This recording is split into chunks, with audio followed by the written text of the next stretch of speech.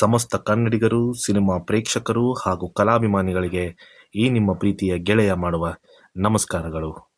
7 ದಶಕಗಳ ಕಾಲ ಕನ್ನಡ ಚಿತ್ರರಂಗದಲ್ಲಿ ನಿರಂತರವಾಗಿ ಅಭಿನಯಿಸಿದ ಅಪರೂಪದ ನಟಿ ಯಾರು ಗೊತ್ತಾ?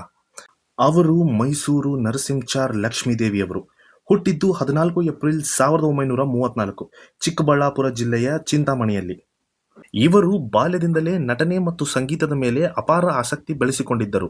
ರಂಗಭೂಮಿಯಲ್ಲಿ ತಮ್ಮ ಕಲಾ ಜೀವನವನ್ನು ಆರಂಭಿಸಿ ಸಹಜ ಅಭಿನಯ ಮತ್ತು ಕಲೆಯ ಮೇಲಿನ ಶ್ರದ್ಧೆಯಿಂದ ಕೇವಲ ತಮ್ಮ 16ನೇ ವಯಸ್ಸಿನಲ್ಲೇ ಚಿತ್ರರಂಗ ಪ್ರವೇಶಿಸಿದರು.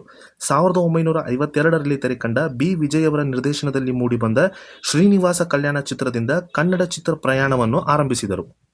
ಅಲ್ಲಿಂದ ಶುರುವಾದ ಇವರ ಪ್ರಯಾಣ 7 ದಶಕಗಳವರೆಗೂ ಹೆಚ್ಚು ಕಾಲ ಸುಮಾರು 1000ಕ್ಕೂ ಸಮೀಪದ ಚಿತ್ರಗಳಲ್ಲಿ ಅಭಿನಯಿಸಿ ಕನ್ನಡ ಚಿತ್ರರಂಗದ ಅತ್ಯಂತ ದೀರ್ಘಕಾಲ ಸೇವೆ ಸಲ್ಲಿಸಿದ ಅಪರೂಪದ ನಟಿಯರಲ್ಲಿ ಒಬ್ಬರು.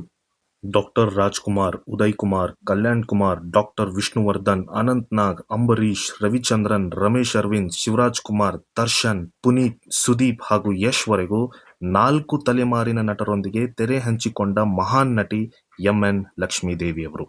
ವೀರಕೇಸರಿ, ಬಂಗಾರದ ಮನುಷ್ಯ, ನಾಗರಹಾವು, ಮಕ್ಕಳ ಸೈನ್ಯ, ಕುಟುಂಬ, ಯಜಮಾನ, ಕಲಾಸಿಪಾಳ್ಯ ಹಾಗೂ ರಾಜಾಹುಲಿ ಇವರ ಅಭಿನಯದ ಚಿತ್ರಗಳು. ಇವರಿಗೆ ಕರ್ನಾಟಕ ರಾಜ್ಯ ಚಲನಚಿತ್ರ ಪ್ರಶಸ್ತಿ ಹಾಗೂ 2007ರಲ್ಲಿ ಡಾಕ್ಟರ್ ರಾಜ್ಕುಮಾರ್ ಜೀವಮಾನ ಸಾಧನೆ ಪ್ರಶಸ್ತಿ ನೀಡಿ ಗೌರವಿಸಲಾಯಿತು. ಇಂಥ ಕಲಾವಿದರ ಸಾಧನೆ ಕನ್ನಡಿಗರಾಗಿ ನಮಗೆ ಅದು ಒಂದು ದೊಡ್ಡ ಪ್ರಶಸ್ತಿ. ಬಾಲನಟಿಯಾಗಿ, ನಾಯಕಿಯಾಗಿ, ಪೋಷಕ ನಟಿಯಾಗಿ, ತಾಯಿಯಾಗಿ, ಅತ್ತೆಯಾಗಿ, ಅಜ್ಜಿಯಾಗಿ ಸೇರಿದಂತೆ ಪ್ರತಿಯೊಂದು ಪಾತ್ರದಲ್ಲೂ ಯಶಸ್ವಿಯಾಗಿ ಅಭಿನಯಿಸಿದ ಕಲಾವಿದೆ ಎಂ.ಎನ್. ಲಕ್ಷ್ಮೀದೇವಿಯವರು.